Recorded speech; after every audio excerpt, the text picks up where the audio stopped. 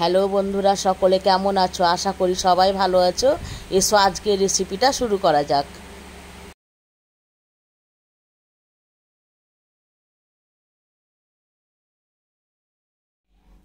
500 রুই মাছ নিয়েছি, পরিমাণ মতো লবণ নিয়েছি, পরিমাণ মতো হলুদ, হাফ চা চামচ চিনি, 100 গ্রাম টমেটো, একটা বড় পেঁয়াজ, 6টা কাঁচা লঙ্কা কুচি, এই চামচের 1 চামচ আদা বাটা, আর অল্প পরিমাণে কারি পাতা নিয়েছি 15টা মতো।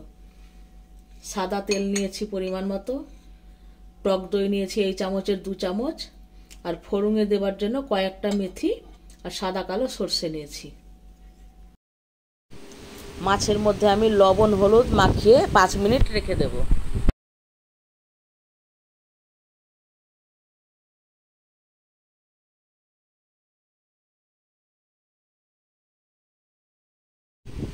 এবার দইটাকে আমি ফেটিয়ে রেখে দিচ্ছি। মাছগুলোকে এবার আমি হালকা করে ভেজে নিচ্ছি, খুব কড়া করে ভাজবো না।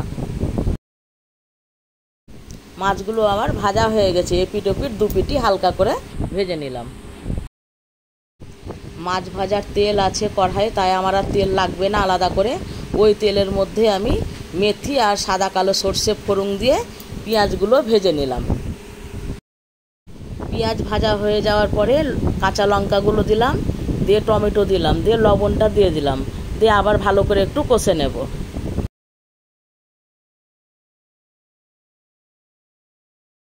টমেটোগুলো নরম হয়ে গেছে, এবার কারি পাতাটা দিয়ে ভেজে নিলাম 1 মিনিট মতো।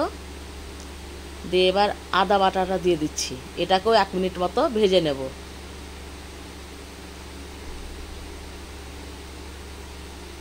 দিয়ে এবার দইটা দিয়ে দিলাম, টক দই, স্বাদ মতো চিনি দিলাম, পরিমাণ মতো হলুদ দিয়ে দিলাম। দইয়ের বাটি ধুয়ে একটু জল দিলাম। মশলা থেকে তেল ছাড়া আসা অবধি মশলাটাকে কষে নেব ভালো করে।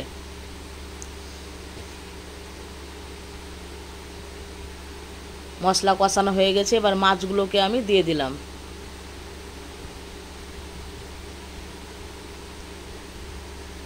অল্প করে একটু জল দিলাম।